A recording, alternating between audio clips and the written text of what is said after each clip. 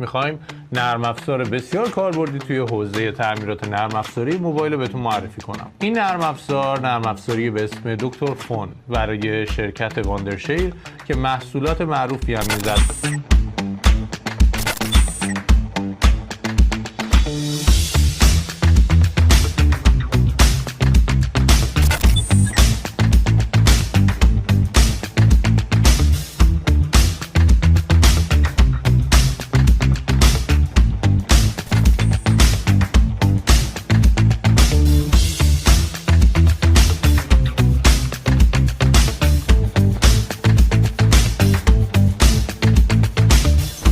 گوشی توی حالت دانلود مود رفت به صورت خودکار و بعد از اینکه تو حالت دانلود مود میره بعد چند ثانیه دوباره برمیگرده به حالت عادی.